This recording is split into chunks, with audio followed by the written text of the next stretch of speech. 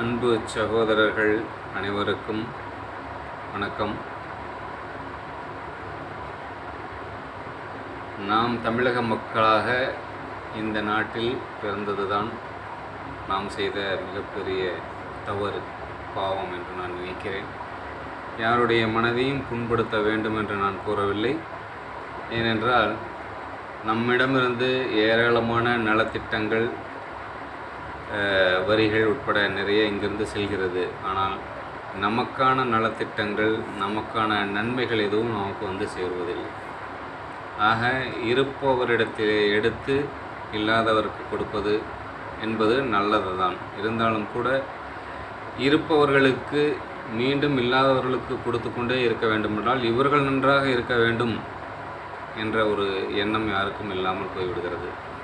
கர்நாடகத்திலிருந்து நமக்கு காவிரி நீர் வந்தால்தான் விவசாயம் செழிக்கும் என்பது அனைவருக்கும் தெரிந்ததே.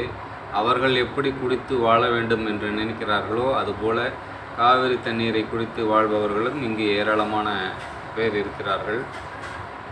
அப்படி இருக்கும் பொழுது காவிரி அரசு, கர்நாடக அரசு, மத்திய அரசு சொல்கிறது, கர்நாடக அரசு தமிழகத்தை கேட்டுவிட்டுத்தான் அணை கட்ட வேண்டும் என்று கூறுவது சரியில்லை, தவறு.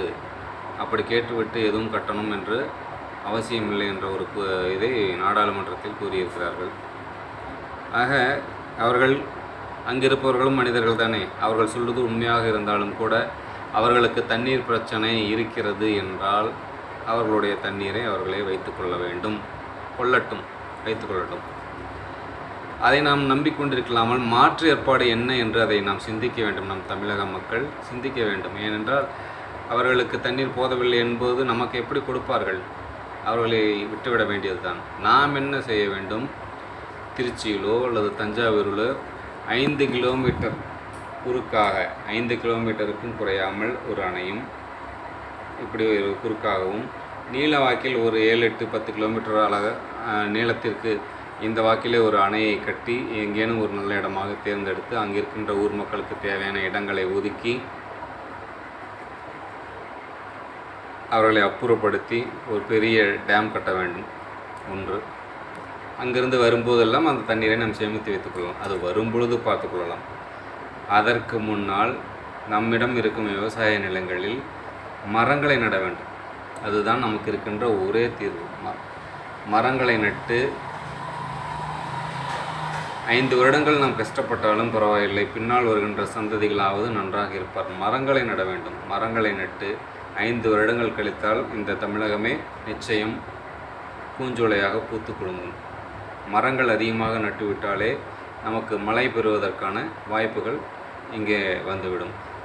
மழையளவு அதிகரித்து விட்டால், இங்கேயே மழை பெய்து விட்டால் நிச்சயமாக மலைகளில் அவர்களிடம் இருப்பது போல நமக்கும் அருவிகளில் தண்ணீர் வரத்து அதிகமாகிவிடும்.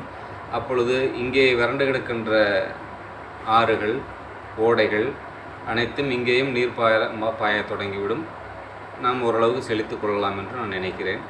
ஆகவே தயவு செய்து ஒவ்வொருவரும் மரம் நடுங்கள். விவசாயத்தை காப்பதற்கு இது ஒன்றே தீர்வு. 5-6 வருடங்கள் இப்பொழுது ஆரம்பித்தால் கூட 5-6 வருடங்களில் நமக்கு தேவையான அளவு மழை பெய்துவிடும் என்று நான் கூறுகிறேன். நான் கூறியதில் ஏதேனும் தவறு இருந்தால் மன்னித்து இந்த ஏழையை மன்னித்து விடுங்கள், மறந்து விடுங்கள் நான் பேசியது. ஆனால் நான் இப்படி செய்யலாம் என்று ஒரு யோசனை தான் கூறுகிறேன்.